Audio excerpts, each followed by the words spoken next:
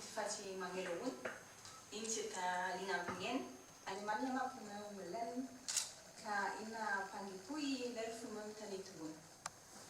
First, I would like to thank Izaskun Bilbao Barandica for hosting this event and UNPO for organizing it. My name is Alina Rodenkirchen. I am Mapuche and have for several years been working as a volunteer in communications about human rights concerning the Mapuche. Today I would like to give an introduction about the current situation of the Mapuche language, Mapuzungun, and about the people who are involved in the revitalization of our language. I would like to show the obstacles, the possible solutions, and the demand of this Mapuche movement. But before that, I would like to give a short introduction about the Mapuche history, the Mapuche nation. The Mapuche nation resisted the Spanish conquerors. In the period of negotiations, parliaments, and mutual acceptance, Mapuche society became quite wealthy. But after the end of the badly named pacification of the Araucanian region, 133 years ago, the Mapuche lost their land to the Chileans and European settlers from Germany, Switzerland, and so on. The Mapuche were put into small reservations. Many other obstacles were added over time. For example, the dictatorship of Pinochet and public policies under which everything was privatized. More land was occupied by the forestry companies and other mega projects from multinational companies that threatened the way of life of the Mapuche. Racism against the Mapuche is still very prevalent. The current situation of our language, Mapuzungun, is alarming. The generation of our parents still suffered physical punishment if they spoke Mapuzungun. They have told us that they had to kneel on dried beans or corn when the teacher heard them speak Mapuzungun.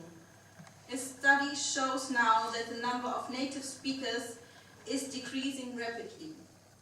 In the beginning, obviously, Mapuche society was a monolingual Mapuzungun speaking society, which over the time developed into a situation where both Spanish and Mapuzungun were spoken. Today we face an almost monolingual Spanish-only situation. I don't want to focus on numbers, but I would like to show the emergency our language is facing right now. Only 1/3 of our population can talk in Mapuzungun, mostly the older people. Because of land loss, no working perspective to feed the family, more than half of our population had to migrate to the cities for work. In the cities they get assimilated, they lose their identity and their language. But I don't want to draw an image of negativity. Rather, I want to tell a story of strength, creativity, and innovation. I want to introduce you to the next generation of our Mapuche future. Young Mapuche who are leaving the fear of discrimination behind, and Mapuche who are conscious about the situation of Mapuzungun. Even if they grew up in the cities, they are searching for their roots, they attend Mapuzungun lessons, and investigate their families' histories. Yes, revitalizing our language is just the beginning. There are different people, different organizations and political parties, all with their different ideas and different ways of implementation, but with the same goal. We want to speak our language again, and we want to create the next generation of native Mapuzungun speakers. We have a lot of obstacles in our ways, starting with the Chilean government, who always uses the Mapuche for their folkloric aims.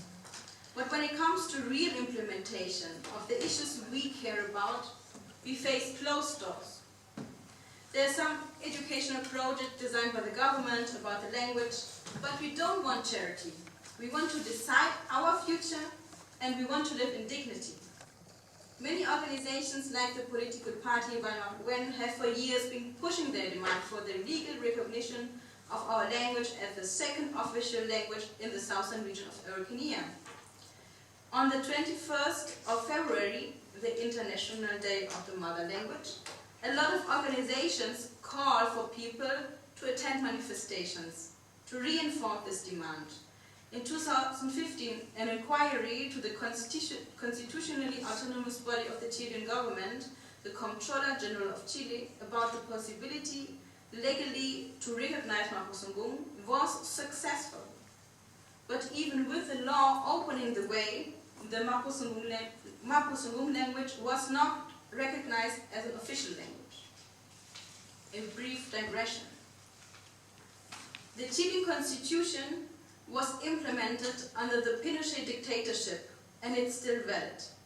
This constitution, like all of its predecessors, denies the existence of indigenous nations and populations alongside the Chilean population. I think we have the problem right here, because how can a state recognize a second official language when its constitution says that there are no other nations or societies than the Chilean one? But there are still 9 indigenous nations in existence in the current Chilean state. The Mapuche are simply the most numerous population, making up 10% of the Chilean society. And these are just the people who self-identified as Mapuche. The number would be even higher without this brutal racism. The Mapuche have experience with public policies. We know that unless we take the initiative, nothing will change. In 2013, young and old Mapuche began a participative process in the community of Galvarino, a city in the south of Chile. Almost 70% of the population is Mapuche. Also, only a third of the population can speak Mapuzungun. Everybody took part, and the surveys showed that they wanted a change. They had the support of the Mapuche mayor at the time. Even though there was no legal process in existence to legalize another language, the whole community created one and declared Mapuzungun the second official language in Galvarino. Since then, a lot has happened. Faced with the facts created by the Mapuche, the Chilean government reacted. Seeing this unique process, they legalized it officially and opened the possibility for other municipalities to follow the same process. A number of communities can now access to this legal tool. Another organization is the Federation of the Mapuche Students, FEMAE for short. In 2015, they organized the first Mapuzungun language camp in the Mapuche community next to the Woody Lake, Yagipui. We stayed in the autonomous school in the village. In early years, the Mapuche in Yagipui had fought to get the administration of the school. The school was administrated before by the church. The Mapuche didn't want their children to grow up in a discrimination, monolingual and monocultural environment. They saw that their own children began to lose their roots, their mother tongue, and their culture. Now the school, Kompolovni Kimeltue, the school of every community, is a well-known project. The children in Yagipui play and talk amongst each other in Mapuzungun. When other people can't understand them, they simply switch to Winkazungun, to Spanish, without any problems. Their Mapuche identity is so natural to them, and they grow up in a non-discriminatory environment. We stayed in the language camp in Yagipui for 3 weeks, and as I said, learning our language is just the beginning. During our time in Yagipui, we got closer to our roots, to our identity. For the majority of the participants, it was the first contact with their language or with the Mapuche word, religious thoughts, or working in the fields, for example. The people of FEMAE and the other organizations who began this initiative thought that it would be better to do something and to learn from this experience than to do nothing but complaining. We frequently hear people say that their parents or their grandparents never talked to them in Mapuzungun or never taught them what it really means to be Mapuche. But is this still an excuse? There are Mapuzungun lessons all over the country. You can always learn and regain what was lost or maybe hidden behind a hurtful family history. Be respectful, listen patiently to the elders, and you can learn very much. We learned that we will not get anything for free. We have to fight for everything. But we will be successful. I consider the Mapuche who went to the language camp as very strong and fearless. It is still not easy being Mapuche in Chile or Argentina. Discrimination and rejection every day. It's not an easy task to say out loud, Mai, inche ta Mapucheñen. Yes, I am Mapuche. The mainstream media and the public policy stereotype us as terrorists, as drunk and lazy, and every other negative attribute they can find. Despite of all that, the Mapuche, the movement of the revitalization of Mapuzungun is growing. And many people are learning Mapuzungun now. The former participants now give Mapuzungun lessons in their territory, and they tell us that there are hundreds of new participants. In this atmosphere, everything can be possible. New ways of teaching and using the social media are being explored. Here are some posters from the Kimetue team. They elaborate nice images with Mapuzungun content. They're using Facebook, Twitter, Instagram, and so on. The material is for free, and many schools or Mapuzungun teachers are using these images. The people get more and more interested in practicing our ancestral sports, and many are trying to use only our language in their everyday life. The daily exercise of visibilization is when we talk Mapuzungun in the supermarkets, in the hospitals, in the public institutions. It's important to open new fields, new spaces for Mapuzungun. In those regions where many Mapuche are living, the institutions, employees should have a basic knowledge of our language. TV programs in Mapuzungun and magazines in our language will help to stimulate all the senses to reach a better learning. Funds to pay teachers and people who can create teaching materials and good, new, interactive methods for the lessons. People who can write in our language and can publish books and games. The situation in Wallmapu is not easy. For one thing, there's usually no experience of learning a foreign language. Everybody studies English at school, but levels of fluency are extremely low. The educational system is one of the most expensive in the world, set against average incomes. But in an environment where nothing is fixed, there's a lot of space for creativity, optimism, and commitment. Experiencing the fallacies of the educational system, people make their own choice.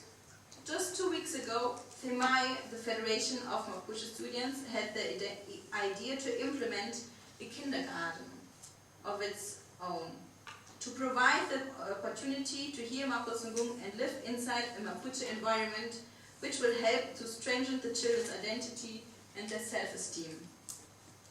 This is just one of the many ideas that are existing, and like in almost all cases, people have to look how they can finance their projects. But have a look at the auto-finance project of the first Mapuzungun language camp. Regionalized education, and we don't want to follow the path of multicultural education, which we regard as an element of colonization which controls the bodies and minds of not just our people. Universities should facilitate the learning of our language. Our language is alive, and the many regional varieties of Mapuzungun should be respected. We have many demands. We have many struggles, because we can't live in dignity. Because we have to fear for the well-being of our people. I remind you of our Lamien Lorenza Kayuan, who was tied at the hospital and had to give birth to her daughter in shackles. We remember our Lamien Macarena Valdez, who lived in the district of Panguipulli and opposed dam project in the Chilean-Austrian holding RP Global. One day after previous intimidations by the holding, she was found dead in her house. We are standing with a Mapuche woman coming every day to the southern city of Temuco with the products of their garden. From today on, the municipality of Temuco prohibited them to sell their fruits, vegetables, flowers in the Temuco city center. We remember Machi Francisca Linconao, the healer, who has spent years facing persecution and suffered repeated periods of imprisonment. Linconao, who is 60 years old and suffers from several illnesses, weighs just 44 kilos. Freedom to Machi Linconao. Whatever they will do to us, we refuse to disappear. We want to exist, and we will exist. Tell to me.